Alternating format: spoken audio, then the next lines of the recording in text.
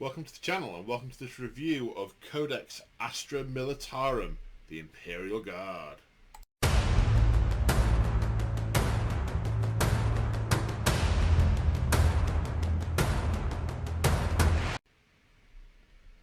Thank you to GW who have sent me the this book as part of the Cadia Stands box set, free of charge for your reviewing pleasure.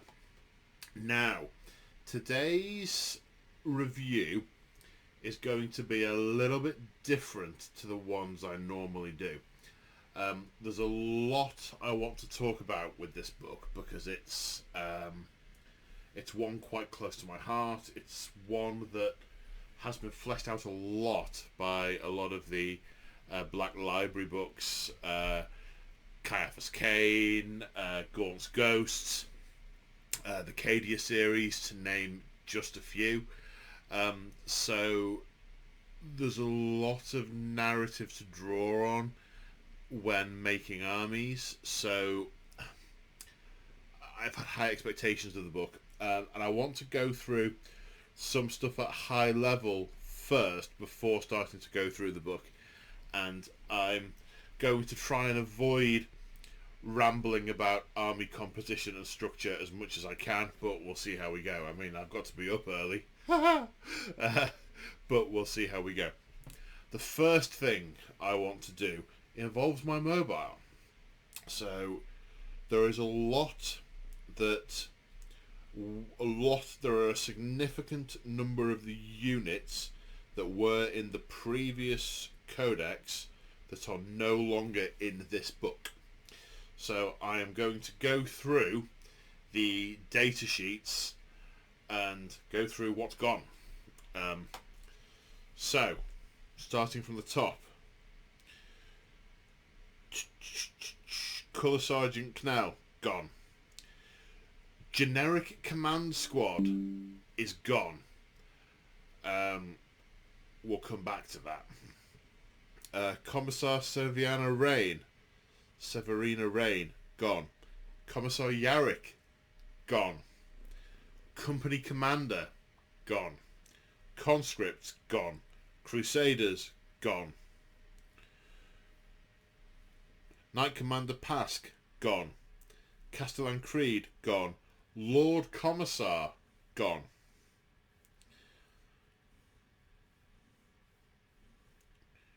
There are more. Platoon Commander, technically gone. It's now a command squad. We'll come to that. There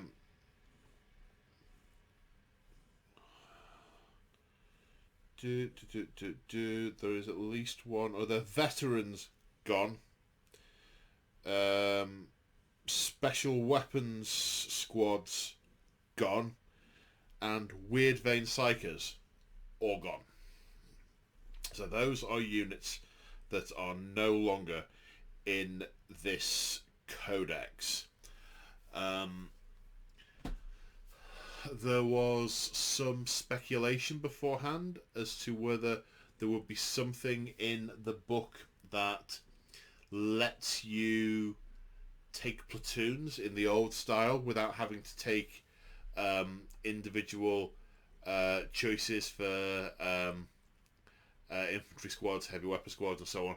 That is not the case. There is nothing in this book that I've found that allows that. It is simply a heavy weapon squad is a heavy choice. An infantry squad is a troop choice.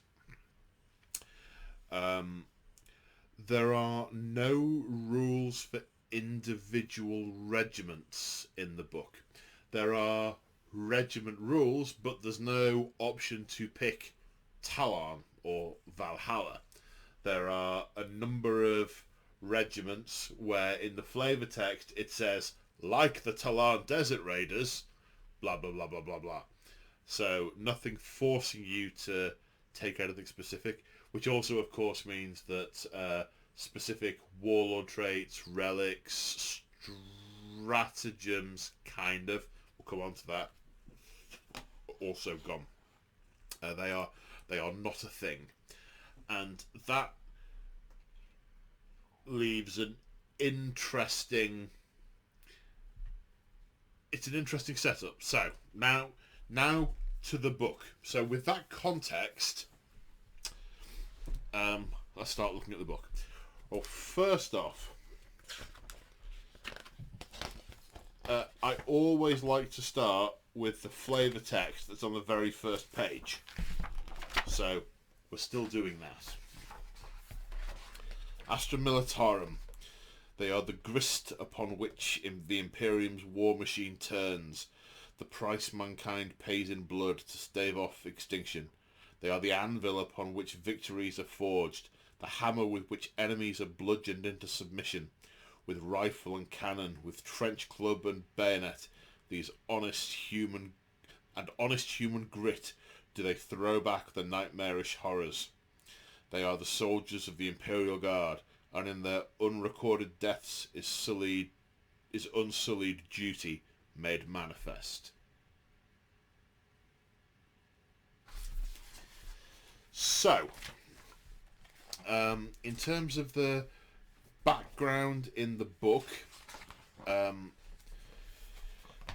obviously it starts talking about the Imperial Guard in general, the Hammer of the Emperor, the Department Millitarum, and all that shenanigans. Then there's a section about crusades, conquests.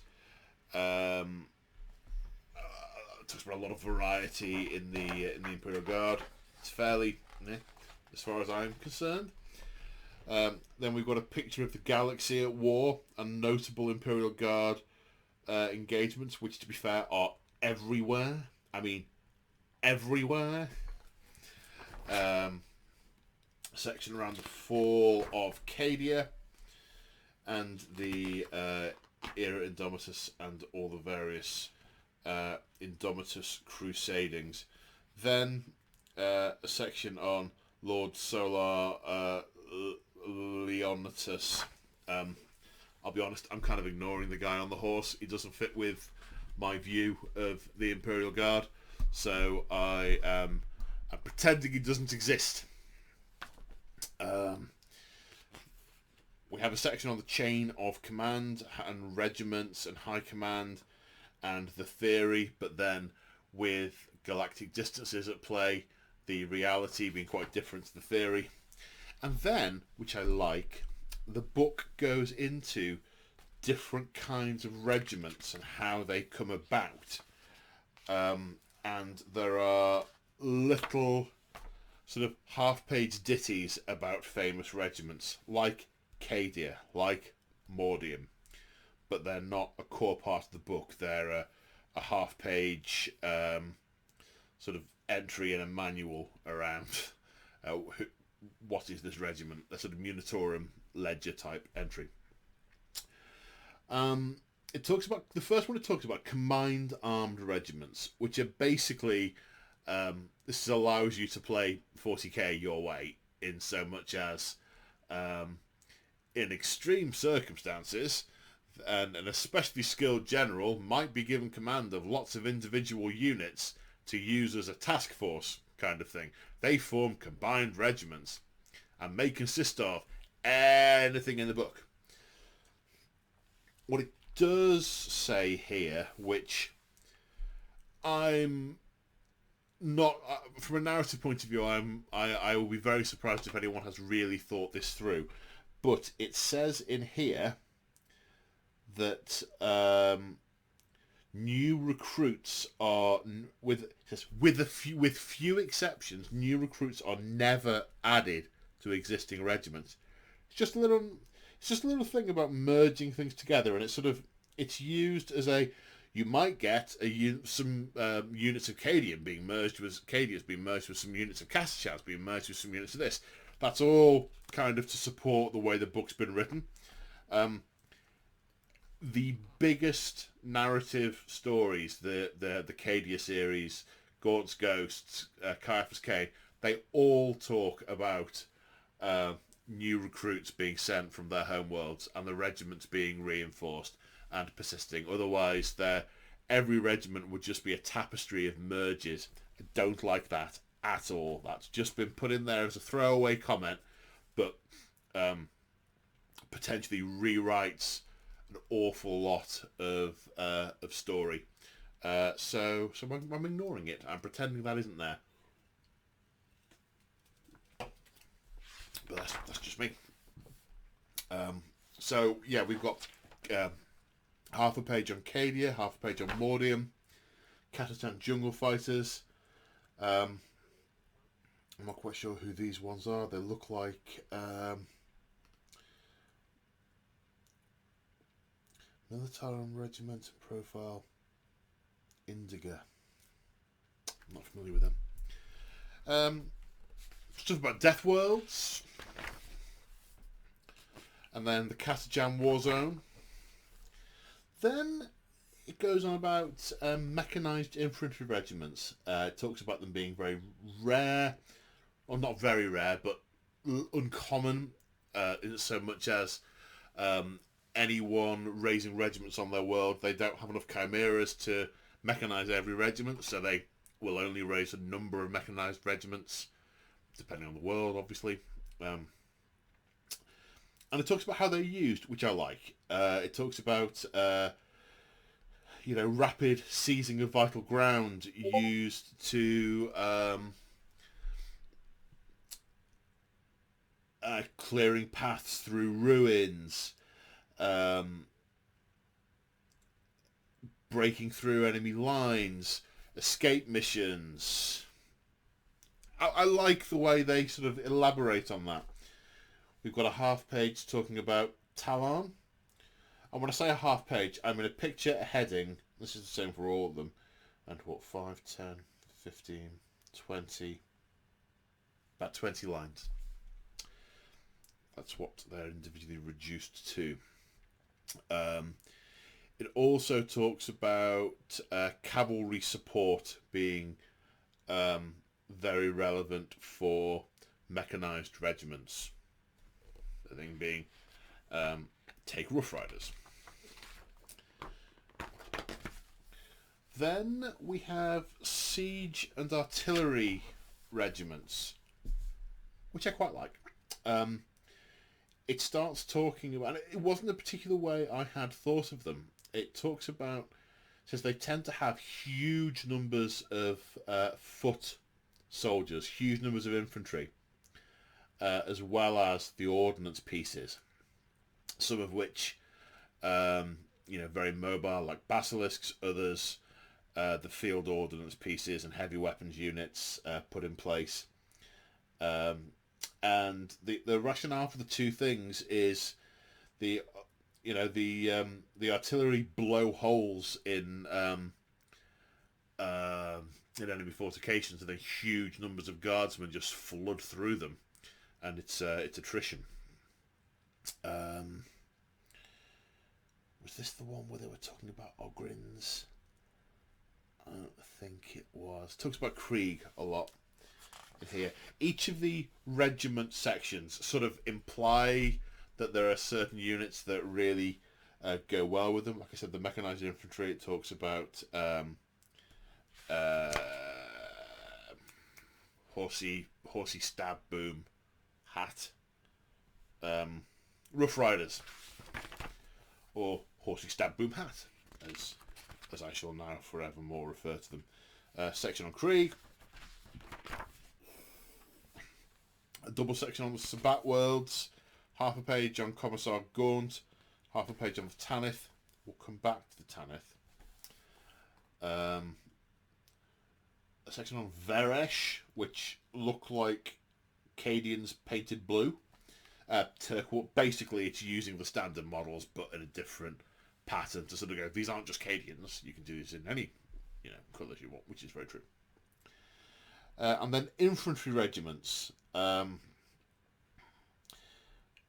says a number of things about them. It says they often use Ogryns because they are...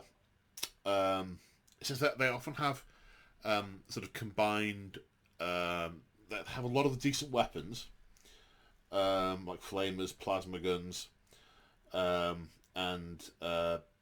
it sort of it talks about special weapons and heavy weapons basically being quite very common in infantry regiments. Ogryns and other auxiliary support being used as a sort of as muscle, and then talks about the different types of infantry regiments. So, for example, it starts talking about light infantry might focus heavily around stealth and might use rattlings and lots of heavy weapons units and sentinels. But then it talks about heavy infantry having a lot of weapons teams and big guns. Now, that's not how the books talk about heavy infantry. The books talk about heavy infantry as, you know, carapace armor, hell guns, that side of thing. And that's how I think of heavy infantry. Can you do an army like that with this book? Kinda. You have to try. You can, but you got to try. It doesn't just fall off the page.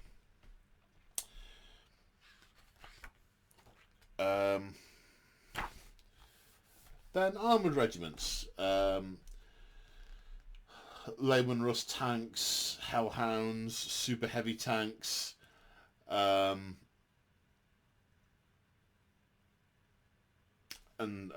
so on. So, if you didn't particularly know much, if you weren't as familiar with the lore and you wanted to do a narrative army, you could read through this and go, well, actually, there's about 6 or 7 realistic different variants I could use to theme an army around, and they're all pretty good, and they're all a different flavour, and they would all play differently on the tabletop and feel different to use. So I like that. I like that the narrative flavour of those things is in here, and you could pick it up and it will guide you in a particular direction. I like that. That's good. Knight Commander Pask is here as a footnote. He's just not a separate model anymore. Then we've got a section on scions, so stormtroopers. Stormtroopers. We've got a double page on Yarick, even though he's not in the book. Then we've got pictures.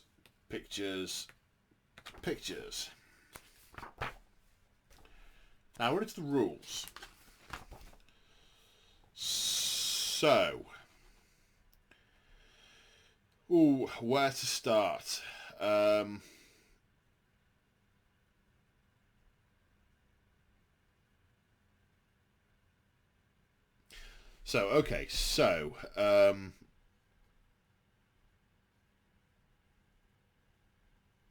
If you take a military, if you just have stormtroopers and similar units in an army, your stormtroopers can be troops. Otherwise, they're elites. So they can be troops, but only in a detachment, not the army. Sorry, the detachment. They can be troops. Units with the regimental keyword, which is most things that aren't vehicles, gain the regimental doctrine born soldiers. Now, this is something I dearly hoped they were going to scrub out of the Codex with thick narrative bleach. It is still here, but you don't have to take it. They all get the regimental doctrine born soldiers. That's what everyone gets by default. Officers, models with the officer keyword, gain the born soldiers aura, which is a 6-inch aura, which is the rolls of 6 to hit automatically wound. Competitively balanced, no issue about the game balance of it whatsoever. Narratively awful, from my perspective. If you crunch the statistics, it makes a lasgun better than a bolt gun, which narratively, no way. So I hate this. I've made no bones about my hating of this ever since it came out in the balanced data slate. However, when I went on quite a journey with this, I read this and my heart sank, and I thought, wow, I'm not playing them then. I just can't. However, it is the single regimental doctrine that you gain for free.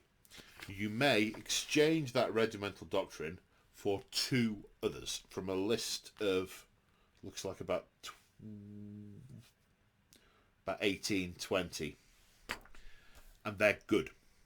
So if you want to use that for game balance, or if you have a particular narrative view, or if you can use it if you want to use it. You can use it if you want to use it. If you don't want to use it, whether it's for rules reasons or narrative reasons, you don't have to use it. We'll look at the other doctrines in just a minute. We then have the chain of command rule. If you have officers in your army, then your warlord must be one of the officers. You can include a maximum of one commandant in each detachment. We'll come on to that. If your army includes a commandant, they are your warlord. Unless you've got Lord Solar Leonotus on a horse, in which case he's the warlord. The commandant is basically a major or a colonel. It replaces the old company commander.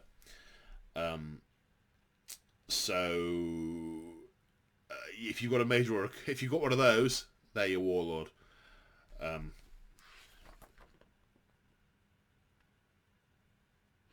Okay, so now we're on to the regimental doctrines, and I am going to go through all of these. So you get to pick 2 from this list. Mechanized infantry.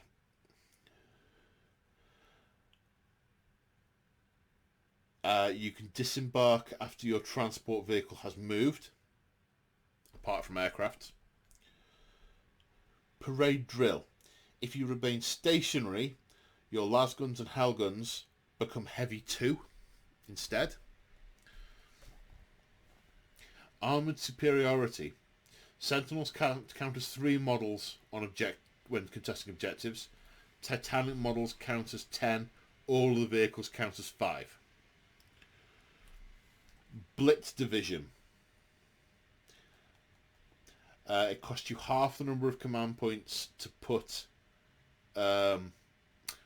When putting units into strategic reserve, halve the power when working out the command points.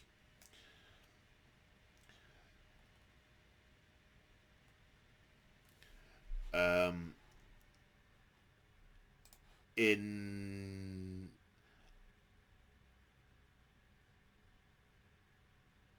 the second round, when you get vehicles coming on in strategic reserves, it counts as being the 3rd battle round, so you can move them further out. So better outflanking shenanigans, but kind of clumsily worded, but not too bad actually. Now I think about it, a lot of the wording in this book isn't quite so verbose, which is good. Expert bombardiers.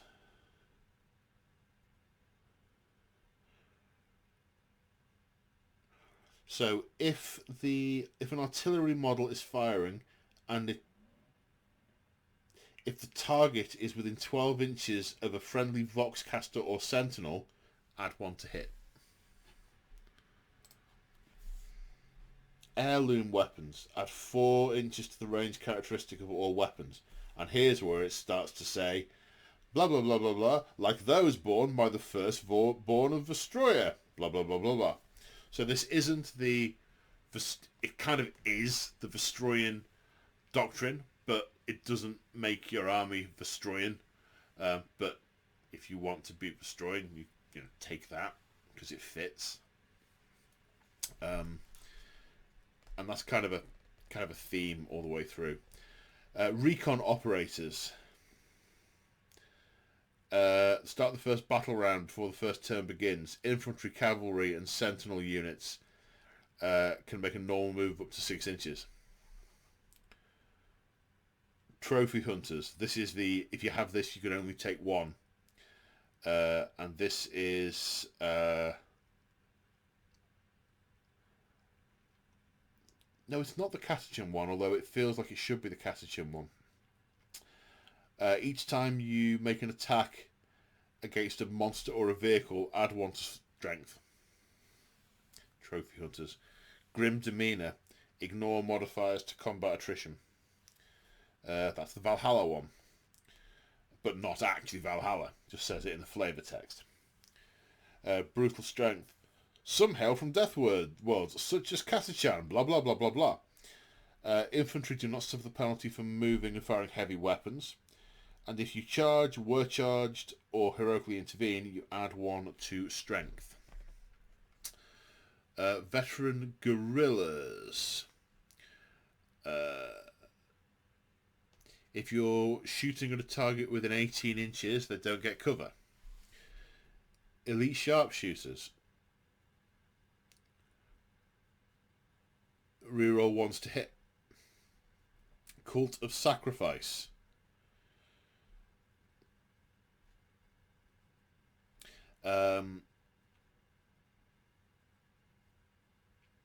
If your this is the Death Corps crew one. If your unit's below its starting strength, you add 1 to hit when you hit. Industrial efficiency. This is the Steel Legion one.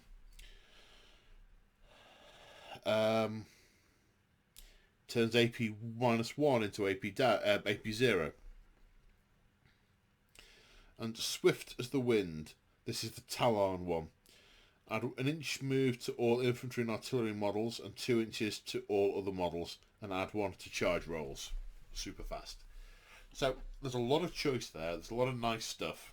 And when I realised that you could swap the Born Soldiers for combinations of those, I thought, can use. Okay, so I'm not quite sure what order to do this in.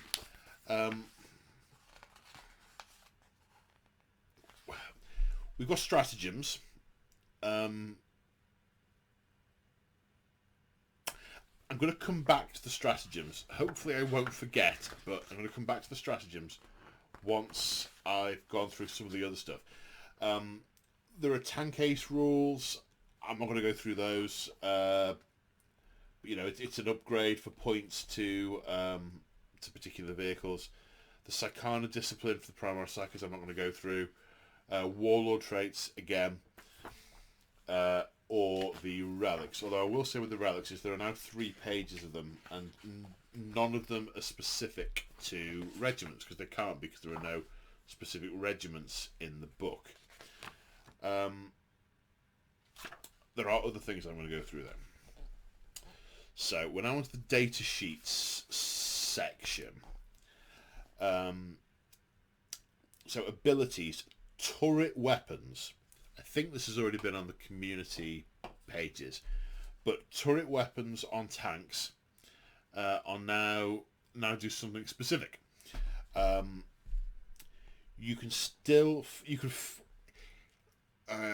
If your tank is locked up in combat, you can still fire the turret weapon at other units other than the unit that you're in combat with. It doesn't stop you. They just boom. It's not -1 to hit. However, generically, all turret weapons add 1 to hit. So your tanks with turrets and sponsor weapons will be hitting on 4s with the sponsons and 3s with the +1 to hit on the turrets. Regimental tactics. Short version. Every time an officer issues an order, you can also apply it to other similar units within 6 inches of the recipient. That's kind of a balanced data slate thing in there as well. They've made it specific around infantry orders and vehicle orders. One of the things this book does is it creates 3 different types of orders. It's what they're called regimental,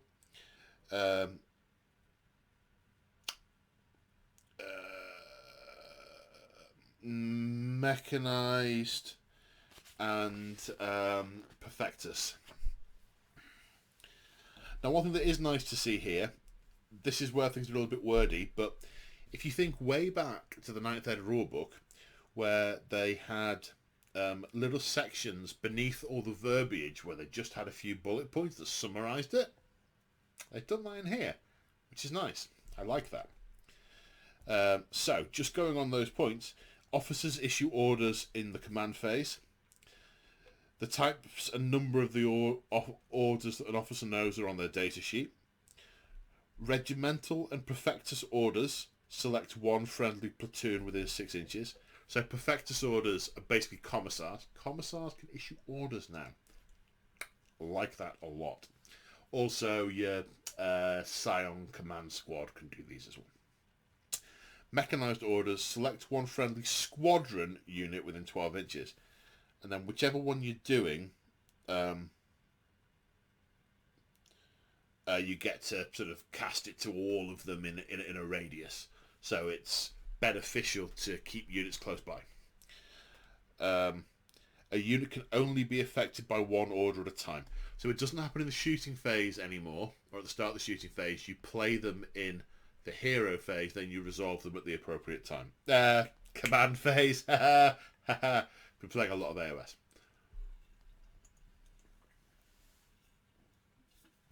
Oh, thirsty.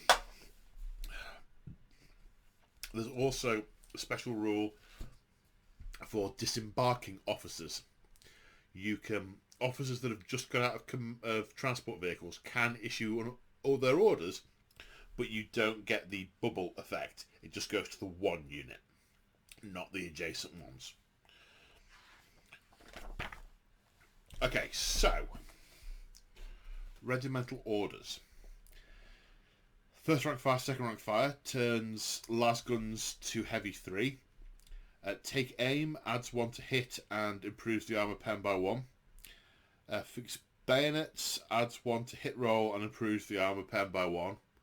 So a bayonet's got the stopping power of a heavy bolt round. Don't like that at all. Take cover. You gain the benefit of light cover. If you've already got light cover, you gain the benefit of dense cover 2. Move. You add 2 inches to your normal move characteristic. And if you advance, it becomes a 6-inch move rather than rolling for it. So I like the fact that if you've got a load of infantry units together, you can issue that 1 to them and they all do the same thing. They all speed up. Suppression fire.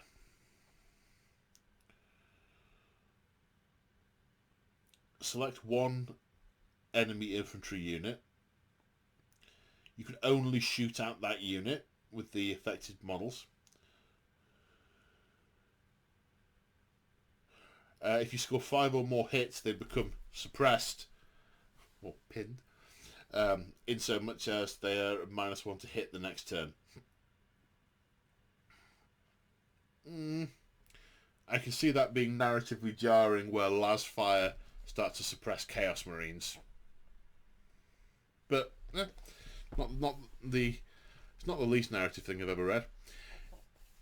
Perfectus orders. So these are your commissars' orders. I love the fact commissars can issue orders now. I think that is really, really good.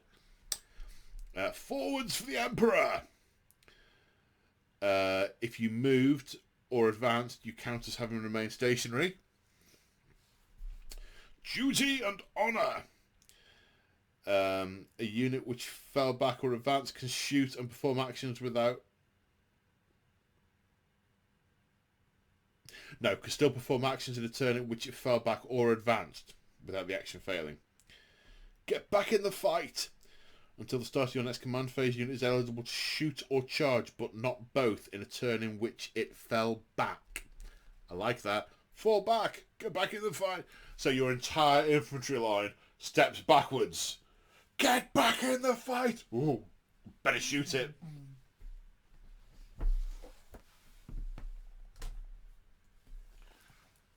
There's a sleeping cat in here somewhere making snoozing noises.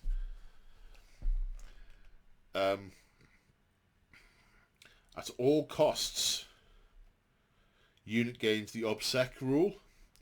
Show them steel, show them contempt. Add 1 to leadership characteristic of the models in the unit.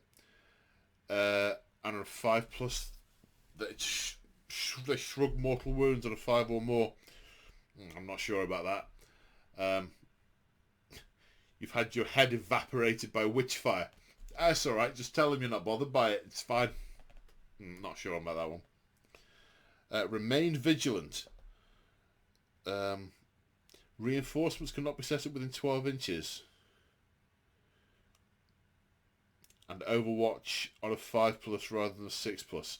Well, I like the second bit, but reinforcements can't be set up within 12 inches, and I'm not quite sure I like that. You can't teleport your Chaos Terminators down because the guard are keeping their eyes out, they've been told. It's a bit of a mix. I mean, they're all good game rules. Then we've got mechanized orders. Pound them to dust. You double when you're firing a blast weapon. You count the target unit as twice the number of models. Full throttle. Add 2 to movement. And count as being stationary. Gunners, kill on sight. Reroll hit rolls of 1. Blitz them. Add 1 to charge rolls.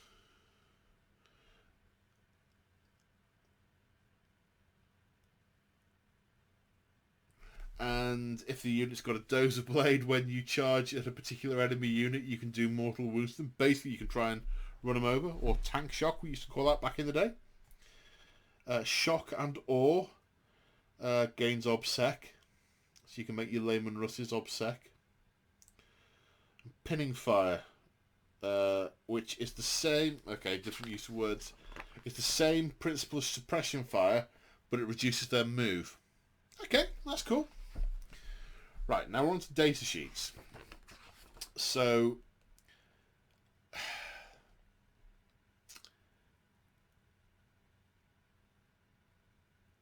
where do I explain this bit?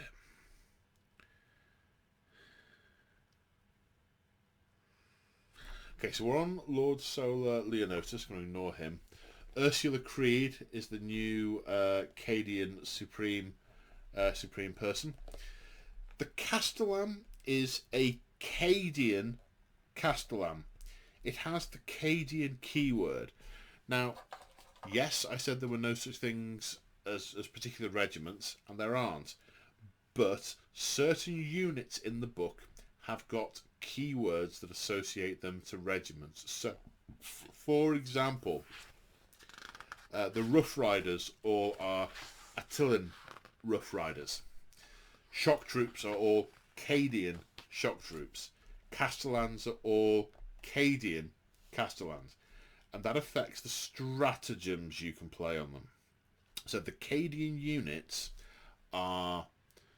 they gain the use of 2 stratagems. One I like, which is I'm going to go back to these now. Vengeance for Cadia, which is add 1 to wound roll if you're shooting at chaos. Fantastic. That's nice. I like that. Another one, which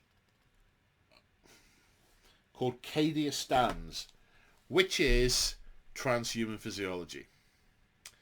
So you play Cadia Stands on the guards unit, and then a las cannon that is 3 times its strength, strength 3 times the toughness of the target model, will only wound it on a 4+. That is never seeing the light of day in my games because it is silly. Narratively silly. Rules-wise, fine. Narrative, no good. But what that does mean is you have a situation where the stats of your units are different from each other. So if you are doing a Cadian force, and you've got the Castellan, which is Cadian, and shock troops, which are Cadian, and then heavy weapons teams, which haven't got the Cadian keyword, you cannot play those Cadian stratagems on them because they haven't got the appropriate keyword, even though, narratively speaking, they are part of your Cadian regiment. Now that I really dislike, because it's like back in 5th Ed, the Chaos book was, you had Khorne Berserkers and Plague Marines, but they had better stats than like Terminators, for example. So Terminators, which are the elite, couldn't have all of the extra Plague Marine stuff. So basically, you got promoted and you got worse. What I'm saying is, the whole army wasn't a Plague Marine army. It was, it felt narratively wrong that your lord couldn't have a Blight Grenade, that your lord couldn't shrug damage with a Feel No Pain. And it's the same thing in here. You're going to have units in your Cadian army, but because they haven't got the Cadian keyword,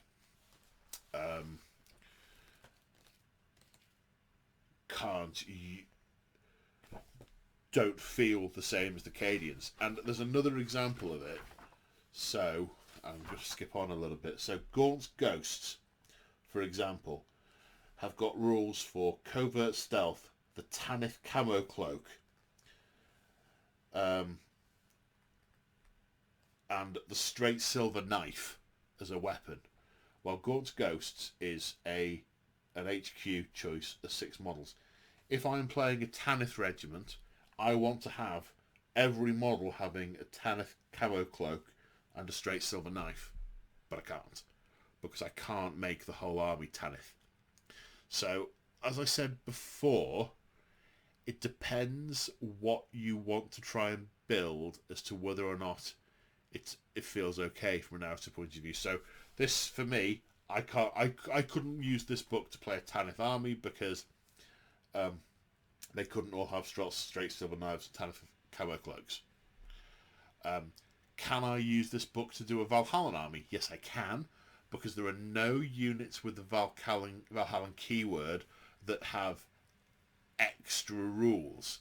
I can simply use the generic doctrines to make the army Valhallan, and they'll all be the same. It'll be consistent, but you won't have some really flavourful units here and the rest of it not tasting the same because the things are to do with particular data sheets or keywords rather than something that goes across the whole army.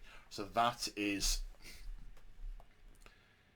I can see why they've done it. I can see why they've got rid of the whole different regiments with all the different warlord traits, the different stratagems, the different relics, and I'm not going to take Talon because I don't want my army to be Talon. Well, okay, so it makes it a lot simpler from that point of view. Every army can take every unit. You just pick which doctrines you have and apply them to the whole army. I can see why they've done it. It's streamlined. It's going to play well from that point of view. It makes the book easier to consume. It's in some scenarios, it's narratively tricky.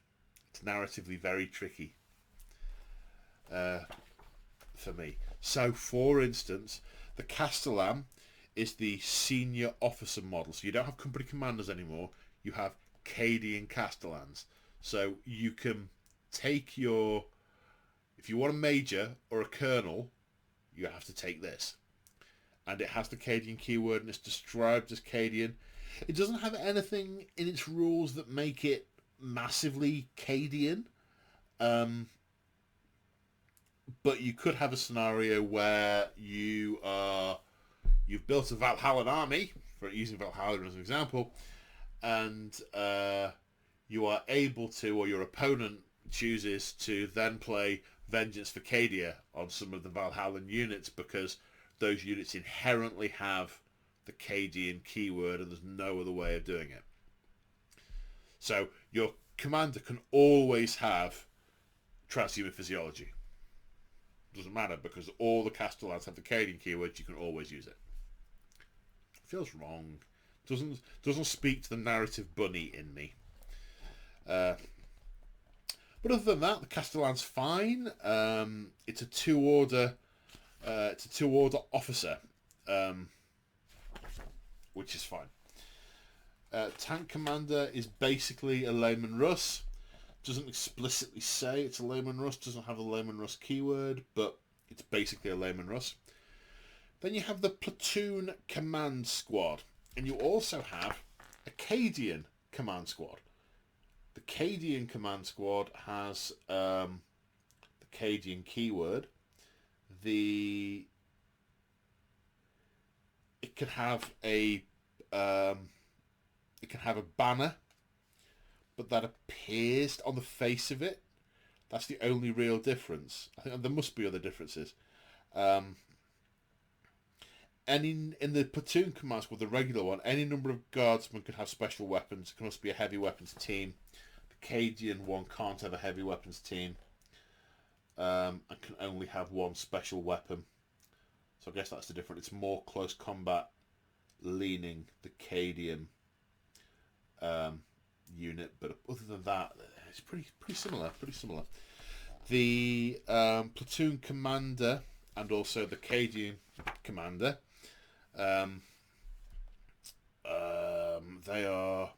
they know regimental orders. They can issue one order. They also have the character keyword specifically on the platoon commander model, which means once their command squad has been stripped off them, they count as a character and they can hide behind other units, which I like. Which when I thought of that, I thought, oh no, they're going to make them totally snipeable by doing that. And I'm like, oh no, that's fine. That is fine. Medics now give their unit a 5+ shrug. Okay. The Master Vox basically lets you increase the range of the officer's orders from 6 inches to 24 if the target unit also has a Vox. Which, on the one hand, it's good that it lets you extend the range. On the other hand, it being 24 inches is rubbish narratively because, the Vox can contact the fleet in orbit. Why can't it contact Jeff in the next field? So, not a fan of that. But 24 inches, you're not going to get much that you can't reach with that. Well, it depends on the game, I suppose. Depends on how you use the unit. But there we go.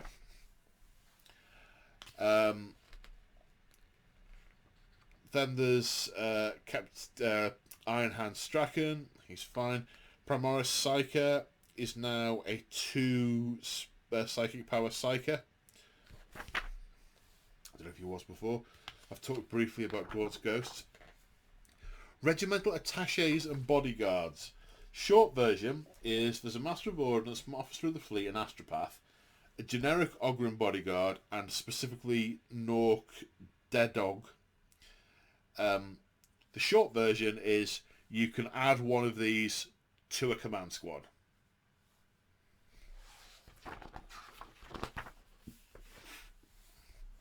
Right. Then we've got infantry squads. Now, one of my biggest fears was they were going to make the last gun AP1 or Strength 4. They have not. The last gun is still 24-inch range, rapid fire 1, Strength 3, AP 0, 1 damage. Praise the Emperor. Very pleased with that. Guardsmen are still ballistic skill 4+. Praise the Emperor. Other than that, the infantry squads stay pretty samey. They don't have to have a heavy weapons team, but they can have one. They can have a special weapon. The sergeant can no longer have a las gun. The sergeant has to have... the sergeant starts with a las pistol and can take a chainsword and power sword. It was that way in the previous book. Well, you could have a rifle, but the models didn't have the option for it. In all the books, it's only like the officers who have the chainswords. So I would have preferred it for them to have a rifle. But, Cadian shock troops, for which I am reading shock troops. I'm ignoring the word Cadian, and these are shock troops. So this kind of, to me, is like a replacement of the special weapons teams. Because the special weapons teams used to be 6 models with 3 special weapons. This is basically a unit of 10 with 2 special weapons. So you could have the bring the flame units up. The bringing in a particular unit rather than just the 3 guys who carry the flamers. So I'm good with that. Standard guardsman, 10-man unit. They can have a Vox caster and have 2 special weapons. The sergeant, I do like this. The sergeant can have a drum-fed auto gun. So the sergeant can have a normal shooty stick, which is nice. And that's basically a rapid fire. Stats-wise, it's a rapid fire 2 las gun.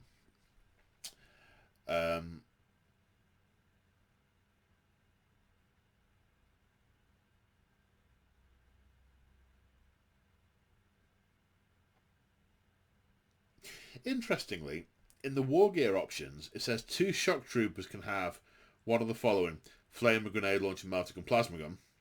Then there's an asterisk, and it says you cannot select the same weapon more than twice per unit.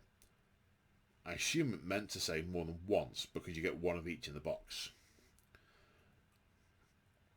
They have a shock troop rule, which means that 6s to hit with an ordinary las gun are an additional hit. Like that. Fine with that. That works well. Then we have a Death Corps of Krieg unit.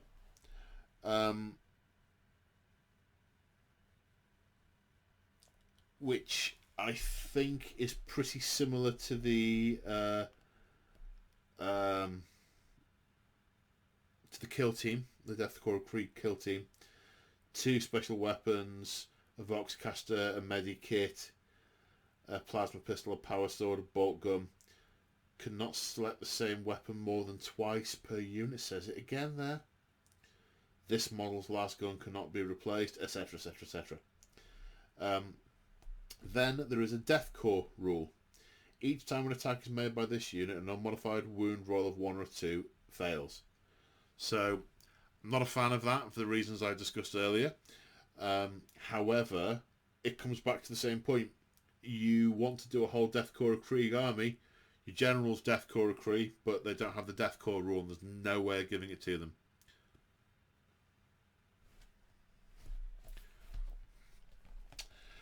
Katachan Jungle Fighters have the Katachan keyword. They have fewer choices. 1 in every 5 models can have a flamer. And in melee, roll a 6 to hit is an additional hit, called Jungle Fighters. So again, all your other units, all your other infantry, and your HQs, your characters, can't have the Jungle Fighter keyword.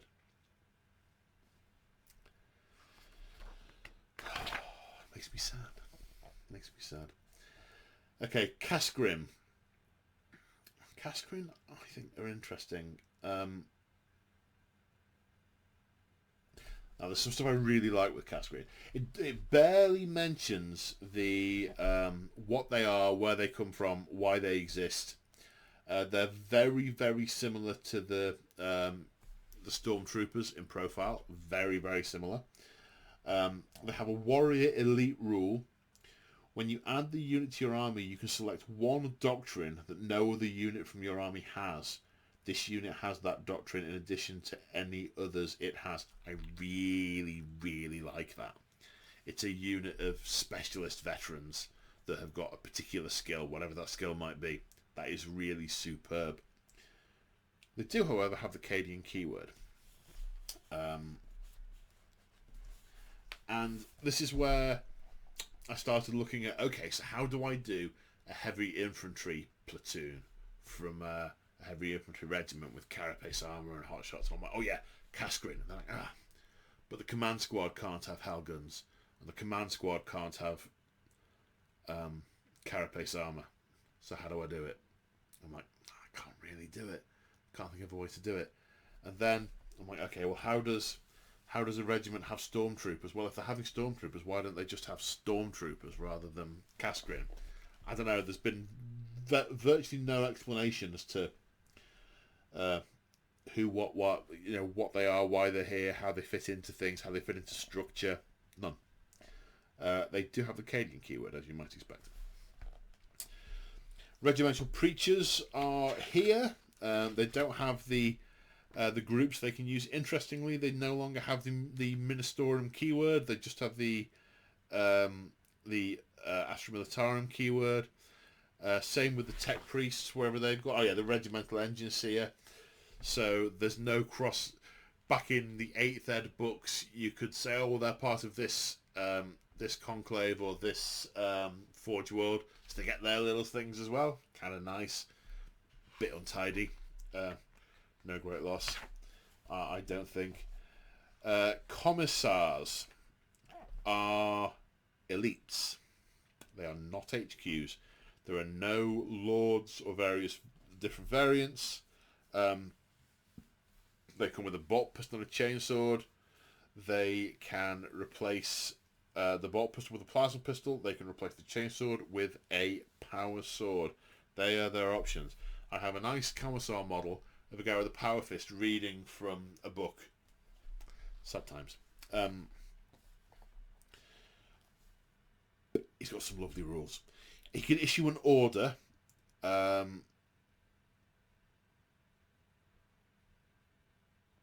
He can also issue the orders to infantry officers and abhuman units, which the regular officers can't.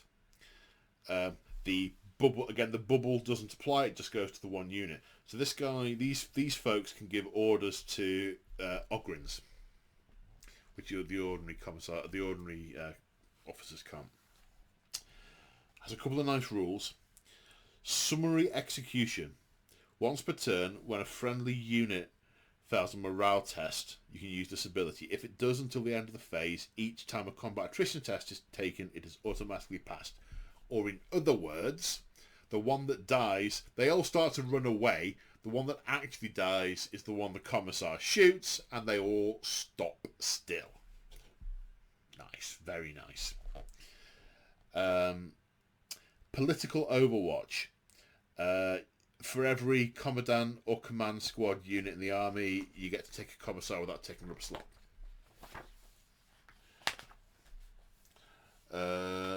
No massive change that I can see for Ogrins and Borgrins, but I'm not too familiar with their old profiles. Except the ballistic skill is 4. I wouldn't have expected that.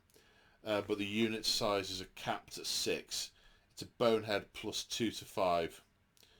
Don't know if that's what it was before. Rattling's unit size is now fixed at 5. You can't have 10. Atalan Rough Riders. It's between 5 and 10 models. Horsemasters. They can ignore modifiers to move, advance, and charge. Scything Momentum. If it made a charge roll, it adds 2 to strength when it hits. They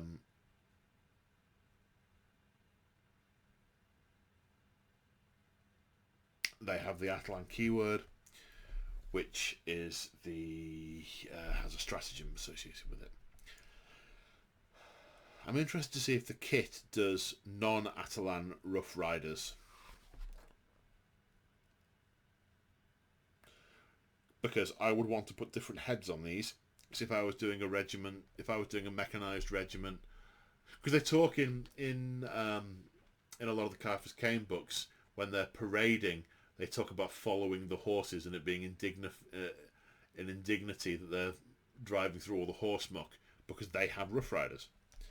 So I hope the head swap operation is straightforward to make these non-Attilian, so you can just ignore the Attilian keyword. Very pleased to see Rough Riders back. Scout Sentinels and Armoured Sentinels. The difference appears to be that the Scout Sentinels move 12, whereas the Armoured Sentinels only move 8. The Scout Sentinels have a save of 4, and the Armoured Sentinels have a save of 3. Not much difference so far. However, they each have a special rule. The Scout Sentinels have Daring Recon, which means that during deployment you can set them up anywhere on the battlefield that's more than 9 inches away from the enemy models. Like that a lot. The Armoured Sentinels, if the damage characteristic of a weapon targeting the Sentinel is 1, it adds 1 to its saving throw. So if you're shooting at it with damage 1 weapons, it has a 2+ save with its 7 wounds. and toughness is 6. They're gonna stick around. And they're only 45 points each. Hellhound are now single models, not units, which I don't know they need to do that. The Rogue will Dawn, I suspect that's going to be all over Thingy Mabobs, so we'll all know all about that. The heavy weapon squads are pretty similar, except they're on a different size base, which I think is 50mm, but I'm not certain. Field Ordnance batteries. Easy to kill, relatively easy to kill. They're toughness 4 with 6 wounds each and a 4+ save. That won't take much killing. You have 2 weapons teams in a unit. There are 3 different weapons. There's the Bomb Blast Field Gun, which is blast, indirect fire, strength 7, -2, 2 damage, heavy d6. The Heavy Las Cannon is heavy 2, strength 10, -4, d3 + 3 damage. And the Malleus Rocket Launcher is heavy d6 + 6, strength 6, -1, 1 damage, blast. The Lehman Russ battle tanks. One thing they have done, which I haven't alluded to yet, is the vast majority of the points for all the units are fixed. So an infantry squad is 65 points. It doesn't matter how you equip them. I really like that. I really like the simplicity. I like the direction of travel. What it has meant for some units is they've changed the stats of some things. So, for example, a mortar has gone up to strength 5 to make it comparable to the autocannon and the missile launcher and so on. Okay, fine. They've done that with the Lehman Russ turrets. Some of them are good. Some of them are narratively silly, as far as I'm concerned. The Vanquisher Battle Cannon, strength 14, -5, d3 + 6 damage, d3 mortal wounds. In addition, cannot take invulnerable saves. I mean, that's Titan Killer type weapon. The Shadow Sword, which is literally a Titan killing weapon, does not have the workaround invulnerable saves. That's obviously a game. That's obviously a balanced thing from a game mechanic point of view. It's narratively not good.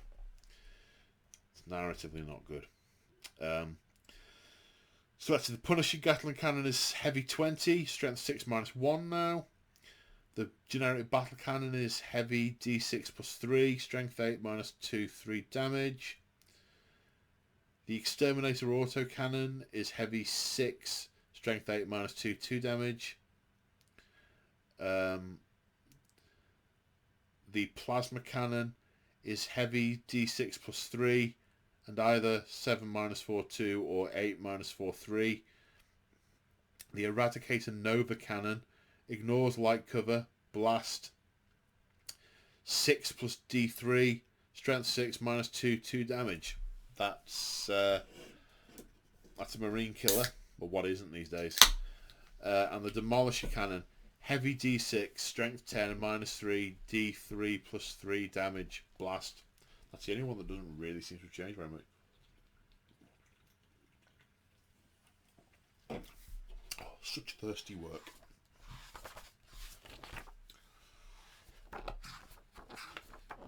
I'm not going to go through all of them. Chimera is interesting for a couple of reasons.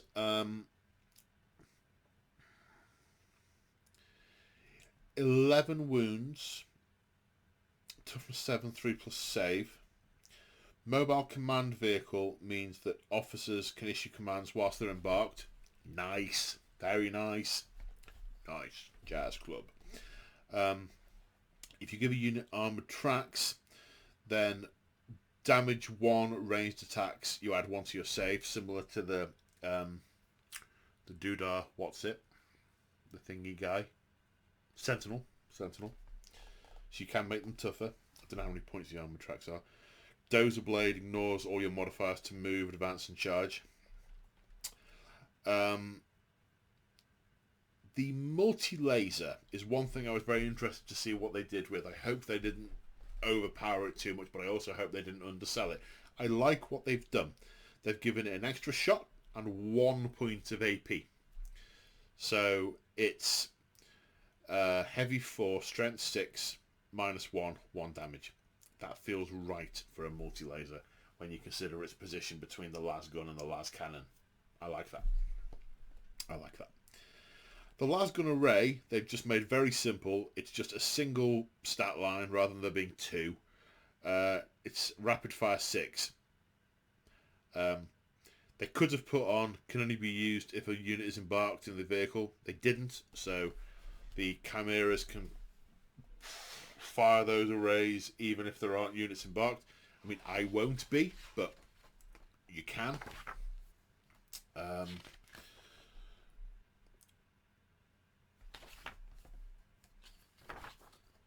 not going to go through all the super heavies. I've been through the majority of what I wanted to go through. The Millitarum stuff is all in its own section. The Taurox Prime is now a purely Tempestus transport vehicle and is a dedicated transport vehicle for Tempestus, which I think it already was.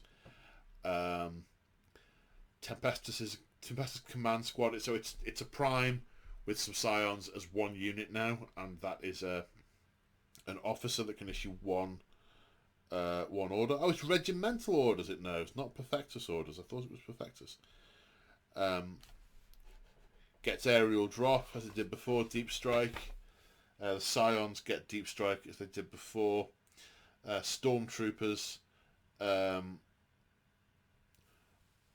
rolls of 6 to hit, do an extra hit.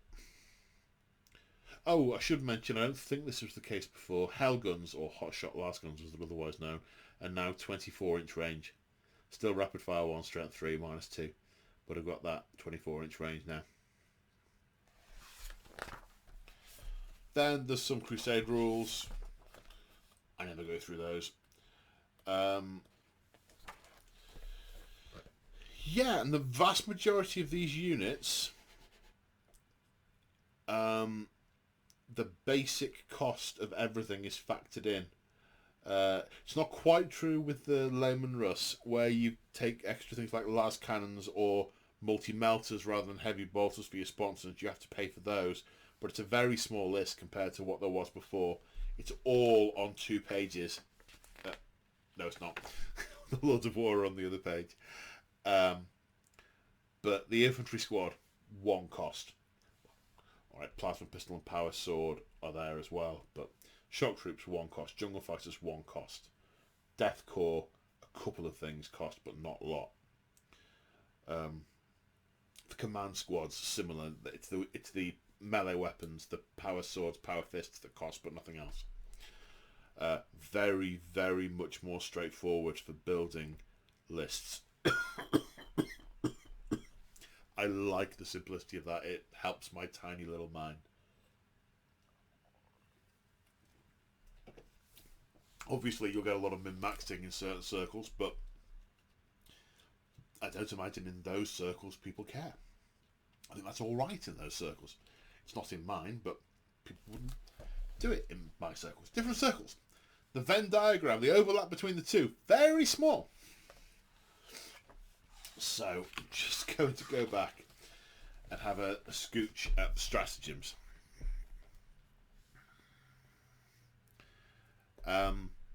Armoured Fist is a stratagem. If you disembarked from your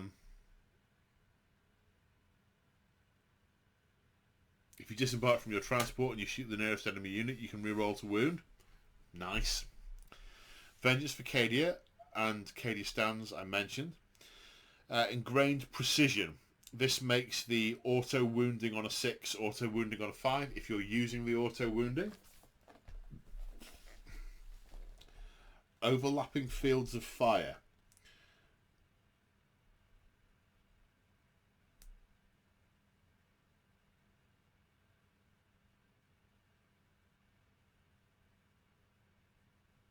Huh? Right, okay, so if you shoot a unit at an enemy unit and kill a model in it, you can then you play the stratagem on other units and you gain reroll hits of 1 and wounds of 6, improve the AP because lots of units are pouring all their fire against the one target. And it's friendly. It's not just you put it on one unit to get that. It's once you kill a unit, you go overlapping fields of fire, and anyone that shoots at that unit gets the bonus. I like that. Fire at it until it dies.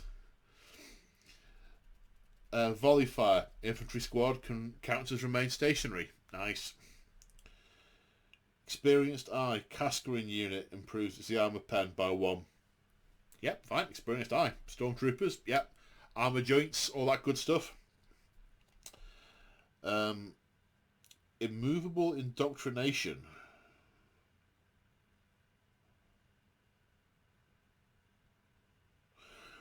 This is for Millitarum Tempestus units when they're on and objectives. This is debuffing your opponent. They can't reroll to wounds against you and it worsens their armor penetration.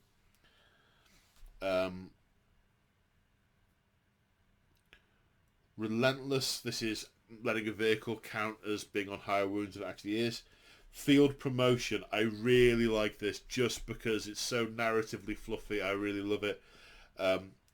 You can, if your warlord dies, you can pick another officer, spend this command point, and generate a warlord trait from them because they just got promoted. Love that. Vengeful salute. A vehicle that dies that didn't explode can get off a volley before you take it off the table. Battlefield surgery. I'm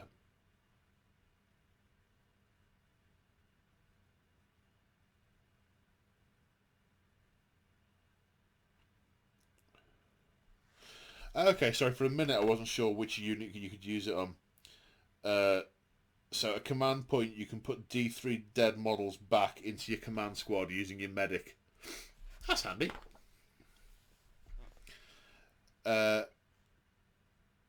Crush them. This lets you do more damage with tanks in melee.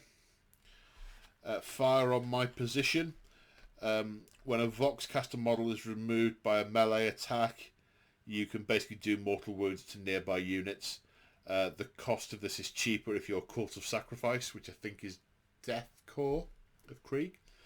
Basically, you call in an enemy strike on an artillery strike on with your dying breath to vengeance from the grave.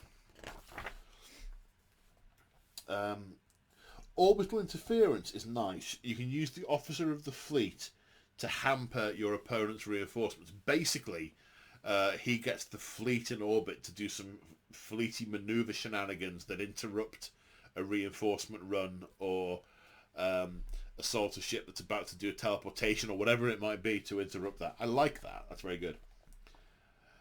Maverick maneuvers. Sentinels can move after they've shot. Thunderous charge. Ogrins and Rough Riders could do mortal wounds on the charge. Artillery strike requested. Master of Ordnance can do boom, bombard, mortal wounds to things.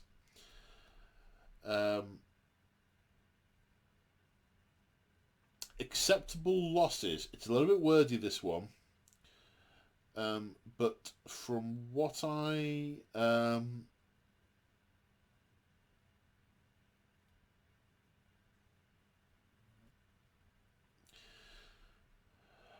struggling a little bit just to scan it quite quickly, but it's basically you can fire on a friendly an enemy unit that's locked up with a friendly unit at the risk of hurting the friendly unit.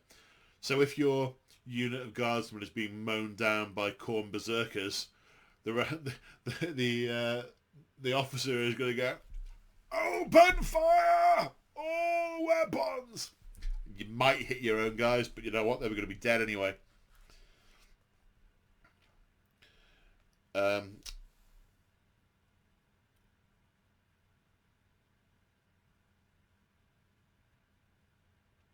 Vicious traps. When enemies charge you, you can play this and boom batter mortal wounds. Um,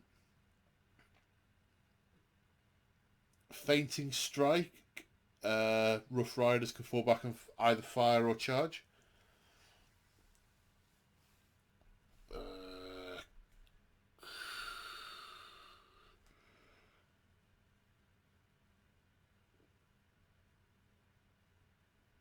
Mount Up.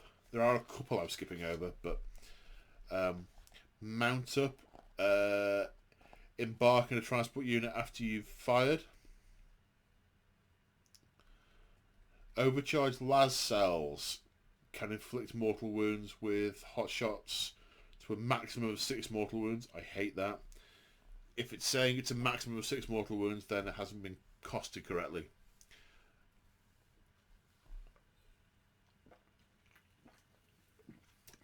As soon as you put artificial maximums on things, the Eldar Codex is full of that. It's like, okay, then the cost of this is run. If you have to artificially... Anyway. Smoke launchers. Ablative plating is quite nice. You play it on a tank when it gets shot at and it reduces the damage characteristic by 1 of the incoming fire. And Meltamine in the fight phase when a Meltamine unit is selected to fight. It's mortal wound time.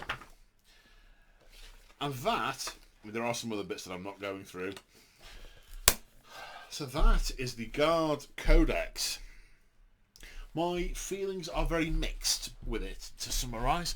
There are lots of really nice little things in there, which I'm really quite pleased to see. The Commissars is really good. The changes to Commissars are really good. Yeah, I mean, as I was calling them out as I was going through, lots of bits in there I really like. Some fundamental things I'm not so keen on. There are ways of ignoring them. Difficulty in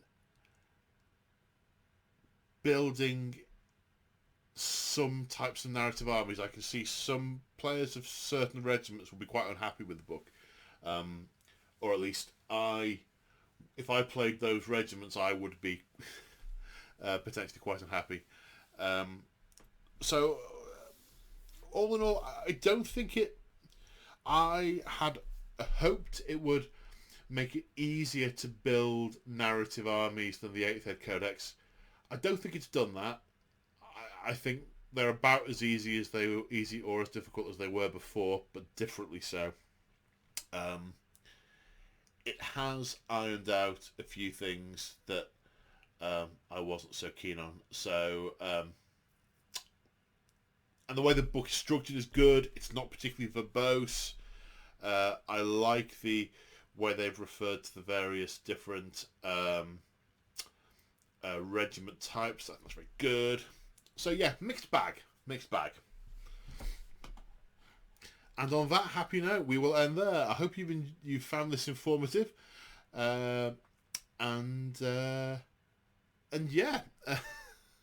All right, take care, everyone. See you in the next one. Bye for now.